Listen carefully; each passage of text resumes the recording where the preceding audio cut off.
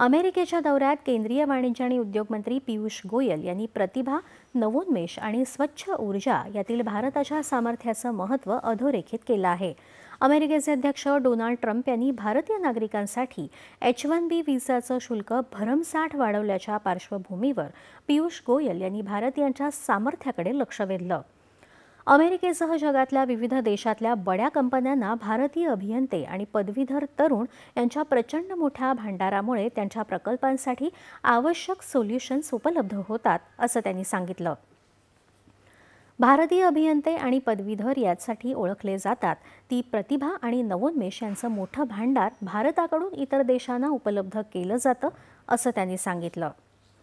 भारत आणि अमेरिका यांच्यातली अणुऊर्जा भागीदारी महत्त्वाची असून दोन्ही देश प्रलंबित मुद्द्यांवर तोडगा काढण्यासाठी प्रयत्नशील आहेत, अशी माहिती त्यांनी दिली। लहान अणुभट्ट्यांसाठी खासगी गुंतवणूकदारांना पाठबळ दिलं जाईल, असं ते म्हणाले। येत्या काही वर्षात भारत आपली अणुऊर्जा निर्मिती क्षमता दुप्पट करेल, अशी शक्यता त्यांनी व्यक्त केली। मात्र तिच्या निर्मितीचा खर्च ऊर्जा दर निश्चित करण्यासाठी काही काळ लागू शकेल, अशी माहिती त्यांनी दिली। नाटो आणि अमेरिके